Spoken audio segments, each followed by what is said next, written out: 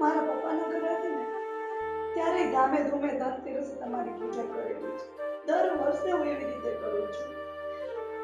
અને આ ઘરમાં આવીને ત્યારથી પણ મેં એમ જ કર્યું છે. કોઈ દિવસ નહીં ને આ વખતે અમારા ઘર ઉપર આવડું મોટું સંકટ શું કામ?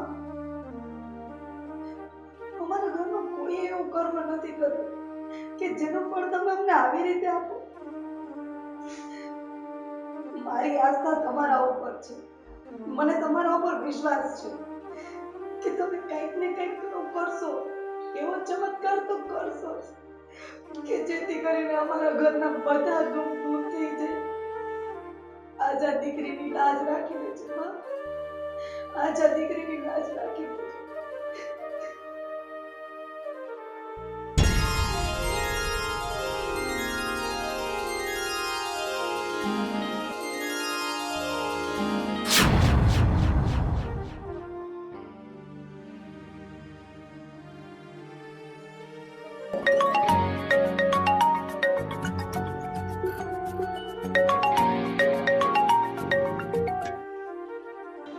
હાલો.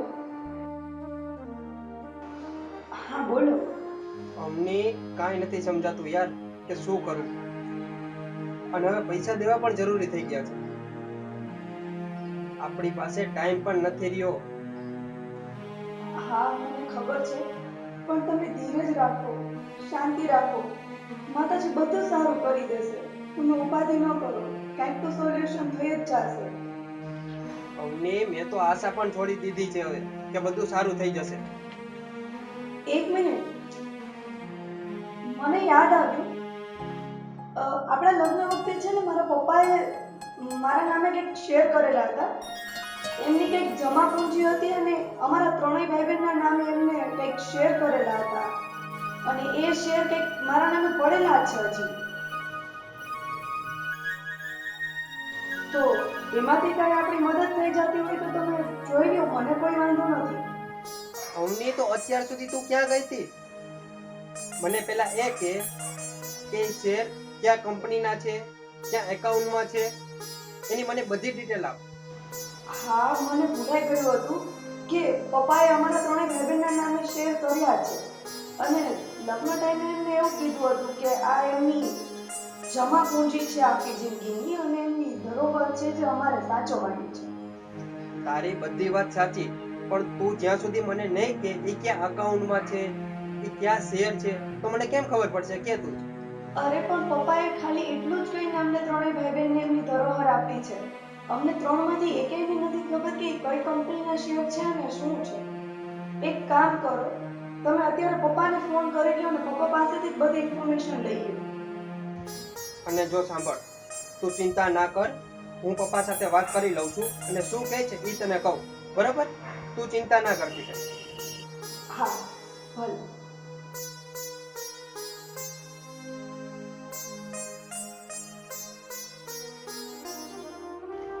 હે માં, અત્યારે મને ખબર છે કે આ રસ્તો તે જ બતાવ્યો છે. બસ અમારા ઘરના બધા દુઃખ દૂર કરી દેજે માં.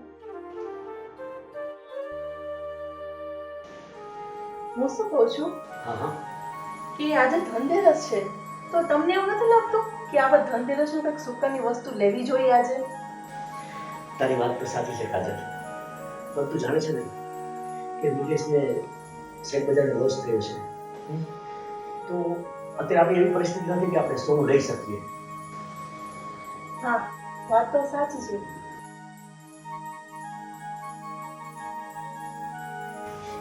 મમ્મી, પપ્પા, આજે તો બહુ મસ્ત સારા સમાચાર લઈને આવ્યો છું. તમે બધા ખુશ થઈ જશો. હે? સારા સમાચાર? હા મમ્મી, આવને જલ્દી યાર. અરે પણ શું અવની અવની કરે છે? સારા સમાચાર છે એ કીધો ખરા અમને. હા બેટા, 2 મિનિટ મમ્મી. આવને ફટાફટ યાર. આવું પપ્પા, તમે પેલા મીઠું મોઢું કર. મમ્મી, અવની તું તો ખાસ. શું વાત છે? આ સેના મીઠા મોઢા કરાવે છે નિત્ય? મમ્મી તમે શાંતિ રાખો, હું તમને બધી વસ્તુ કહું.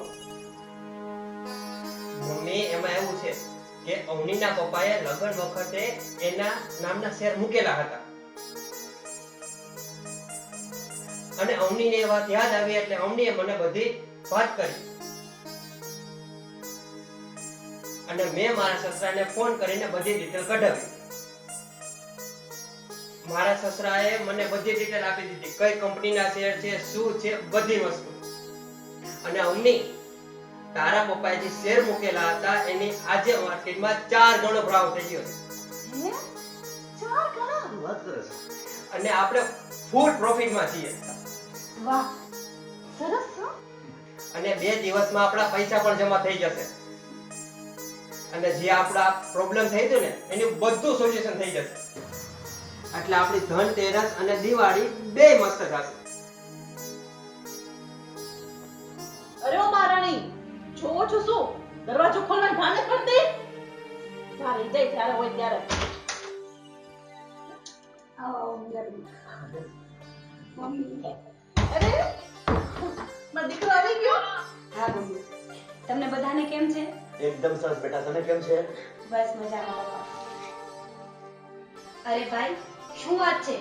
આ બધા પેંડા ખાવ છો? જો કાંઈ ખુશીના સમાચાર હોય ને તો મને પણ કે, એટલે હું પણ ખુશ થાઉં. પેલા તું પેંડો ખા, પછી તને વાત કરું. જો મીરા, વાત એમ છે કે બહુ સારા સમાચાર છે. આપણા ઘરના જે બધા પ્રોબ્લેમ હતા ને એ બધા સોલ્વ થઈ ગયા. અરે બાપા, વાત તો કર કે શું છે? જો આપણા તહેવારો પણ મસ્ત જવાના છે. તું એટલું સમજી લે, બાકી હું તને બધી વાત નિરાતે કરીશ. સારું. અને બેટા, મેં તને કીધું હતું ને કે તું જ્યારે આવ ત્યારે મને ફોન કરી દેજે. ભઈલો તને લેવા આવી જશે. તો કાં તું જાતે આવી? અરે મમ્મી, ઘર સુધી રિક્ષા કરાવીને આવી છું અને તમે મારી ચિંતા નહીં કરો, મને કાંઈ વાંધો નથી. મેં વિચાર્યું કે આમ પણ તહેવાર છે એટલે ભાઈ કામમાં જશે એટલે મેં ફોન ના કર્યો. વાહ, શાબાશ બેટા, ખરેખર તું સમજુ થઈ ગઈ છે હો. અને બેટા, લગ્ન પછી તો તું મોટી થઈ ગઈ છો. પપ્પા, હું મોટી થઈ ગઈ છું અને સમજદાર પણ હા, આ ઘરમાં બધા માટે હું નાની જ રહેવાની છું. ઓકે? હવે આ શું હિલિયા માંડ્યા છે? ખબર નથી પડતી તમને કે નણંદબા આવ્યા છે તો આપણે ચા નાસ્તા પાણી બંદોબસ્ત કરવો જોઈએ. હે? હમણાં ચા અને નાસ્તો લઈ આવું. ગરમા ગરમ નાસ્તો બનાવી લઈ આવું છું મીરાબેન તમારા માટે. ભાભી, કઈ જરૂર નથી, મને ભૂખ પણ નથી. પણ હા, જો તમારે પીવડાવી જ હોય ને તો મસ્ત મસાલેદાર ચા પીવડાવી દે. પાકું મસાલાવાળી ચા બનાવીને બધા માટે લઈ આવું છું. જલ્દી કરો એમ.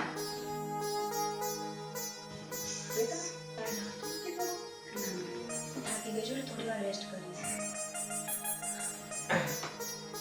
બાકી બધું ઠીક છે ને? તબિયત પાણી મસાલા ફ્રેશ થઈ જાવ ને.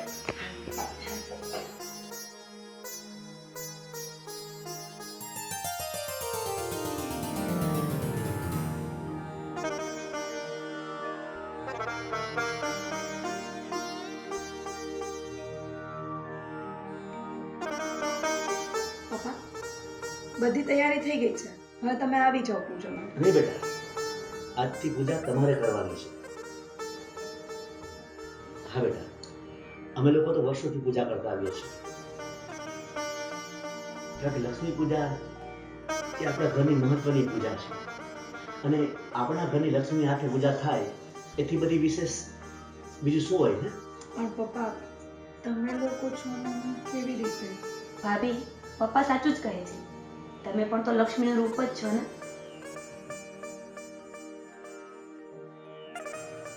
તો પણ પપ્પા, મેં ક્યારેય લક્ષ્મી પૂજન કરેલું નથી. તમે જેમ કહેતા જાઓ એમ હું કરતી જઈશ. ચોક્કસ બેટા, હું તને સમજાવીશ.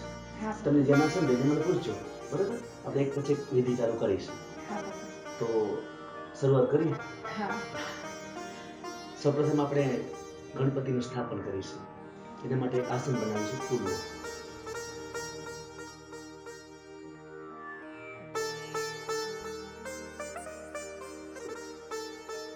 ગણપતિનું મનમાં નામ લઈ અને ગણપતિની સ્થાપના તે ફૂલ પર.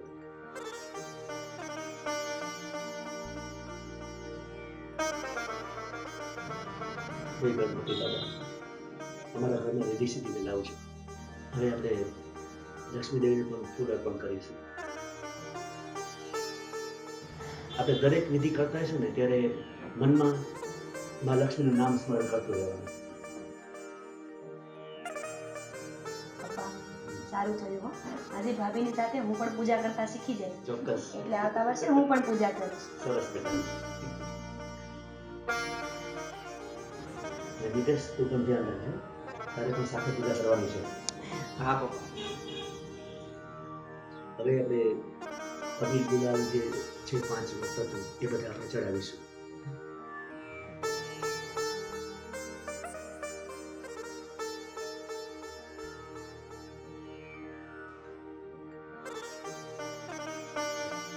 હવે આપણે જે સોપારીને જે બધું છે એ આપણે ગણપતિ અને લક્ષ્મીનો ભોગ છે તો આપણે નૈવેદ્ય રૂપે આપણે ભોગ ધરાવીશું.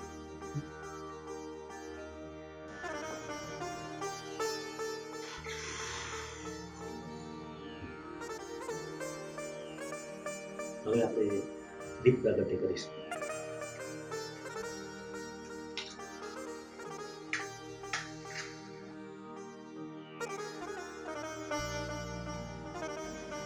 આ સમગ્ર પૂજનની વિધિ આપણે પૂરી કરી છે.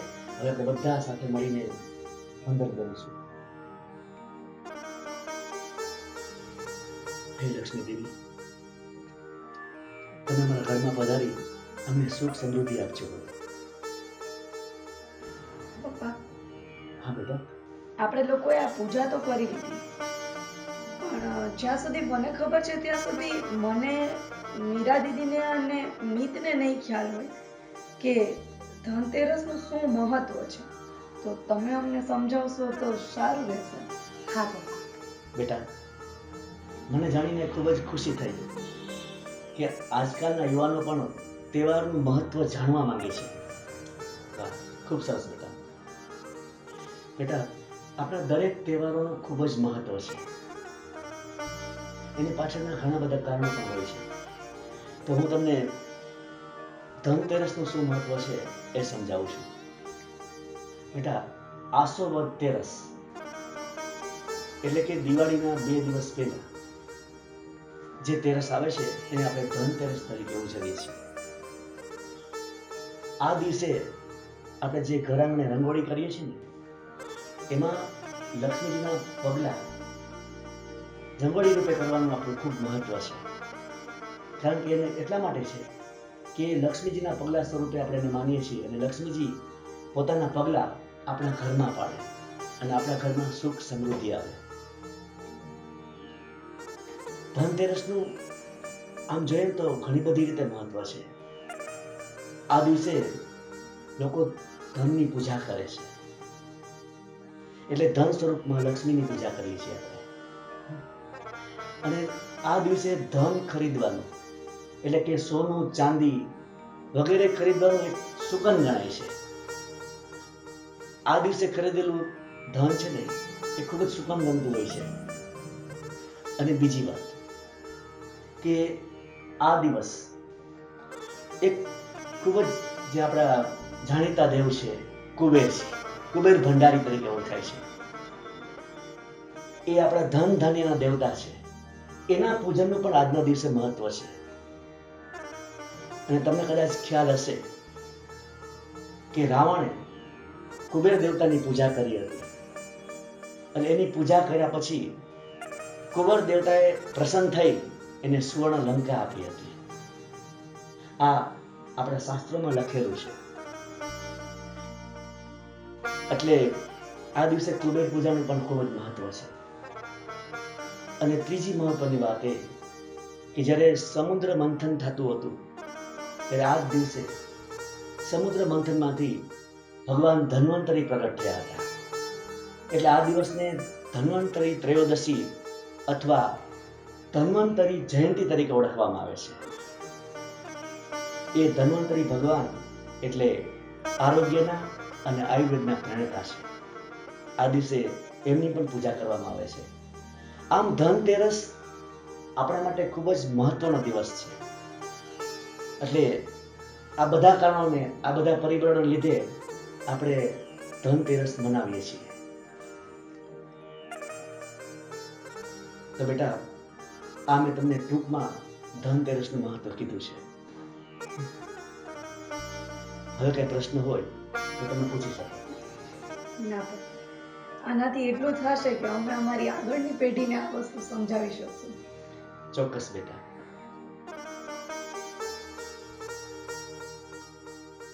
અને આમને આમ દર વર્ષે લક્ષ્મીજીની ધનતેરસના દિવસે પૂજા કરતા રહેશું. ચોક્કસ બેટા. બોલો લક્ષ્મી માત કી જય.